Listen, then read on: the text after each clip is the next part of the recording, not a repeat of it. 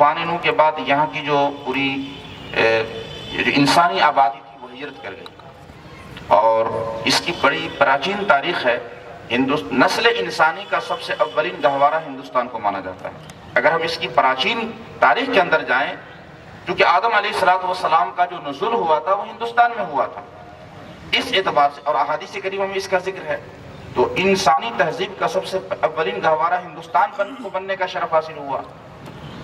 اور یہ ارض الانبیاء بھی ہے، کیونکہ اولین انبیاء کرام کی آمد بھی ہندوستان میں ہوئی، تو نور اسلام سب سے پہلے اسی سرزمین پر جلوہ گر ہوا، اور پیشانی آدم میں نور مصطفیٰ صلی اللہ علیہ وسلم بھی ہندوستان کی سرزمین پر سب سے پہلے جلوہ گر ہوا۔ دنیا کے کسی خطے کو یہ شرف حاصل نہیں ہے، یہ انبیاء کرام کی سرزمین ہے۔ پھر اس کے بعد مختلف قبائل عراق سے، ایران سے ہجرت کر کے آئے، گوبند ہیں، سنتھال ہیں، ڈراوڈ ہیں، یہ آرین ہیں جو ایران کے علاقے سے یہ لوگ ہجرت کر کے آئے۔ یہاں کوئی بھی یہ کہے کہ ہم شروع سے یہاں موجود ہیں، تاریخی طور پر اس کی کوئی شہادت موجود نہیں ہے، نہ کوئی اس کو ثابت کر سکتا ہے۔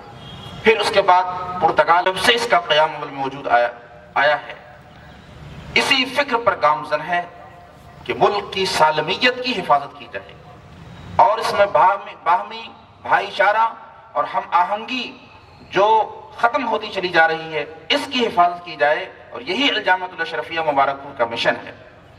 وآخر دعوانا الحمدللہ۔ بہت دھیما لگاتے ہو یار، میری آواز تھک جاتی ہے۔ 26 جنوری زندہ باد، یوم جمہوریہ، زندہ باد، الجامعۃ الاشرفیہ، زندہ باد، حضور حافظ ملت۔ بہت شکریہ آپ لوگوں کا۔ حضرت کا بیان سننے کے بعد میرے ذہن حاشیہ خیال پر ایک شعر گردش کرنے لگا۔ اپنے وقت کے بہت بڑے دانشور شاعر نے کہا تھا، سرزمین ہند پر اقوام عالم کے فراق، غالباً فراق گورکھپوری کا یہ شعر ہے یا فراز کا۔ سرزمین ہند پر اقوام عالم کے فراق، قافلے آتے گئے ہندوستاں بنتا گیا۔ تو واقعی اقوام عالم نے یہاں ہجرت کی، اور سب نے اپنے اپنے تہذیب و تمدن کے انمٹ نقوش اس دھرتی پر چھوڑے ہیں۔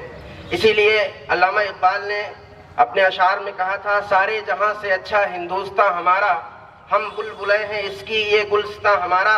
اور اس کی قدیم تہذیب کو، یہاں کے تمدن کو، یہاں کے انمٹ نقوش کو یاد کرتے ہوئے انہوں نے کہا تھا کہ یونان و مصر و روما سب مٹ گئے جہاں سے، یونان و مصر و روما سب مٹ گئے جہاں سے، اب تک مگر ہے باقی نام و نشاں ہمارا۔